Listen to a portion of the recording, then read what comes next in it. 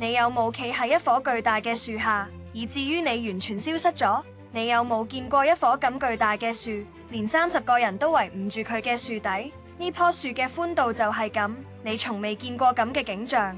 喺呢一集 Wonder Facts 中，我哋將探索地球上最大嘅樹木。第10名，創世樹。呢棵樹係世界第7大樹，樹底寬達26米。而家想象下，如果樹底咁粗，你認為呢棵樹有幾高？創世樹喺加利福尼亞州東部嘅 Home Grove 山，它係喺1985年由 Waddell Flint 同麥納發現嘅。當時量佢高嘅時候，佢高257.5尺或者78.49米。之後喺2013年，棵樹再度量過，高度增至282.8尺。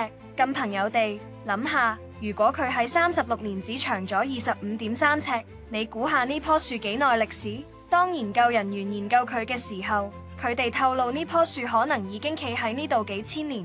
第9號，總統樹。呢棵樹企喺美國紅杉國家公園，基座寬達28.4米。淨係睇一眼，你估下呢棵樹幾多歲？佢已經有3200年歷史。總統樹高達247尺，約合75.3米。它於1923年以總統沃倫 G. 哈丁命名，這就是它被稱為總統樹的原因。這棵樹非常巨大，只看照片就能感受到，站在它下面的人顯得非常渺小，甚至爬上它的人在它的高大面前也消失了。第8名，羅伯特 E. 李樹。要看到羅伯特 E. 李樹，你必須前往加利福尼亞的國王峽谷國家公園。它於1875年以羅伯特 E. 李命名。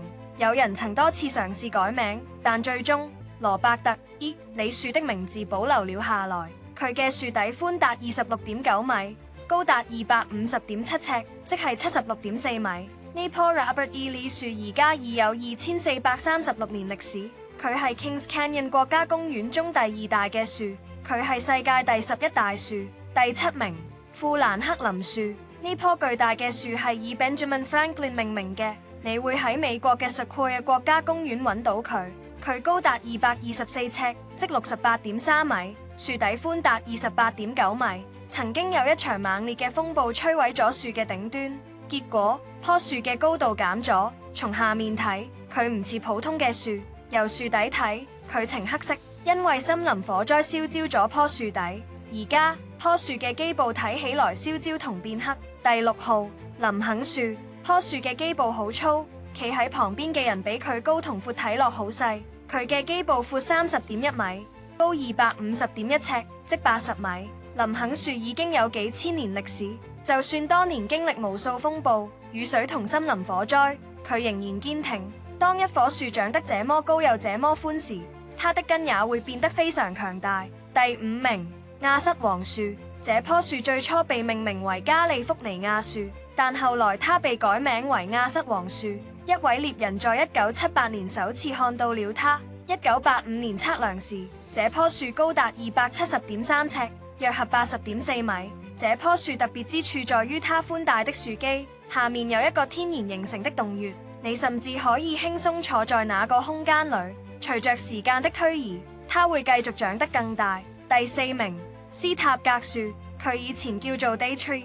1960年，呢棵樹被重新命名，紀念芝加哥大學嘅足球教練 Amos Alonzo Stagg。後來嘅研究證實呢棵樹已有3000年歷史，而呢個係因為呢棵樹係中空嘅而被發現嘅。1983年，攀登者發現呢棵樹唔單止底部中空，上面都中空。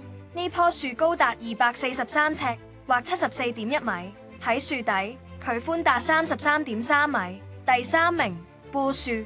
喺1895年，呢棵樹以 Franklin A. Buell 嘅名命名。喺1931年，佢被認為係世界上最大嘅樹。佢高達208.8尺，81.9米，基部寬34.4米。望住佢嘅根，你永遠估唔到佢真正嘅年齡。佢根本唔似一棵幾千年歷史嘅樹，但信唔信由你。佢今日已經有2131年歷史。佢喺1895年被發現，之後以 Franklin A. Buell 命名。第2號，General Grant 樹。加利福尼亞國王峽谷國家公園的將軍格蘭特樹是地球上第二大樹，人們過去僅憑外觀就認為它已有2000多年歷史，但研究顯示它的實際年齡只有1671年。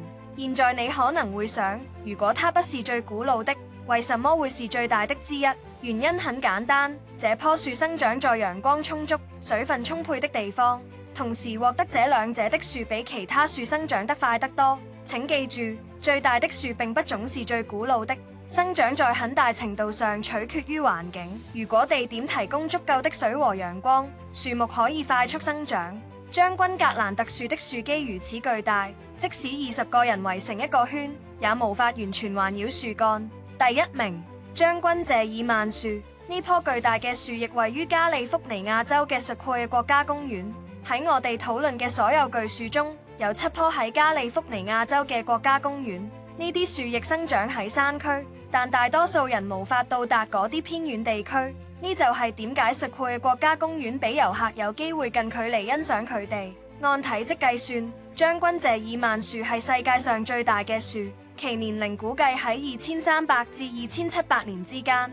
呢棵樹高達274.9尺，樹底寬達31.3米。樹嘅高度係用樹幹體積嚟量，而唔係樹枝或者根，因為樹枝同根隨時間可能斷，令測量唔可靠。Sherman 樹係地球上官方認可最大嘅活樹，佢每年吸引成千上萬遊客去加州國家公園。